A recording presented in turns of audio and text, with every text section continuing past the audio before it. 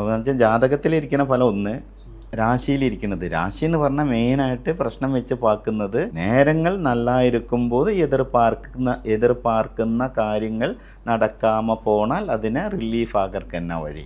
അത് പകരം പ്രശ്നം வாழ்க்கையை பற்றி தெரிஞ்சுக்கிறதுக்கு ഇതായിട്ട് സംബന്ധമേ ഇല്ല, പ്രശ്നം കൂടാതെ. അതായത് പൊതുവേ നമ്മൾ ഇപ്പോൾ ചില ആൾക്കാർ ജോത്സ്യർ വന്ന് കേരളത്തിൽ ഇതിൻ്റെ പ്രശ്നം ജാസ്തി പാക്കാം ഇല്ല. അപ്പോൾ നമ്മൾ ഓരോ വീട്ടിൽ താമ്പൂല പ്രശ്നം, ദേവപ്രശ്നം എന്നുള്ള പ്രശ്നം, ഇപ്പോൾ കോവിലൊരു പ്രശ്നം വെച്ച് പാകുന്നത് അത് തപ്പില്ല. നേരെ മറിച്ചിട്ട് നമ്മൾ ഒരു വീട്ടിൽ പോയിട്ട് ഒരു താമ്പൂല പ്രശ്നം വെച്ച് അവരുടെ പൂർവികമായ കാര്യങ്ങളെല്ലാം ചൊല്ലിക്കൊടുക്കുമ്പോൾ ഡീറ്റെയിൽസ് എല്ലാമേ അതിൽ വന്നിരും. ഒരു 3 തലമുറയിലുള്ള ഡീറ്റെയിൽസ് എല്ലാമേ വന്നിരും. അവരുടെ കുലദൈവം കൂടെ ആരെല്ലാം ഇരുന്നത് അതെല്ലാം വന്നിരും. അത് വന്നിട്ട് ഒരു ജോത്സ്യരായിട്ട് പാത്ത് ചൊല്ലവും മാട്ടെ, മാക്സിമം ഒരു 3 ജോത്സ്യർ ഇരുന്നിട്ട് പാക്കണം.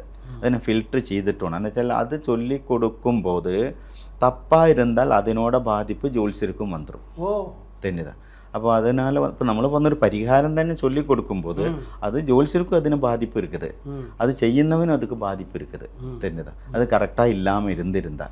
അപ്പോൾ നമ്മളെന്താ വെച്ചാൽ ഒരു പ്രശ്നം വെച്ച് ഇപ്പോൾ ഒരു വീട്ടിലൊരു പ്രശ്നം വെച്ച് കഴിയുമ്പോൾ പ്രശ്നം വെക്കുമ്പോൾ പങ്കാളികൾ എല്ലാവരുമേ ചേരണം. ഈ பங்காளி எல்லாரும் சேர்ந்து அந்த பிரச்சனை வைக்கணும்.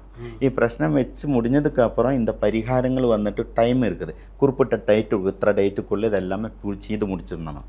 അപ്പോൾ അത് ചെയ്ത് முடிக்காமல் இருந்து കഴിഞ്ഞാல் ആ പ്രശ്നം വെച്ച കുടുംബത്തിന് തിരുപ്പി കഷ്ടങ്ങൾ വരും. அந்த மாதிரி வரும்போது தான் வந்துட்டு ஜோல்சியர் வந்து பிரச்சனை வச்சு பார்த்தது ஆகமாக பிரச்சனை ஆகிட்டு போயிடுச்சு சொல்லுவார். அதுக்கும் இதுக்கு சம்மந்தமே இல்லை. നമ്മളാ കൊടുക്കുന്ന ഡീറ്റെയിൽസ് അതേമാതിരി പ്രതിഷ്ഠ பண்ணி ചെയ്ത് വന്നാൽ പ്രശ്നങ്ങൾ വരാതെ അതില്ലത്.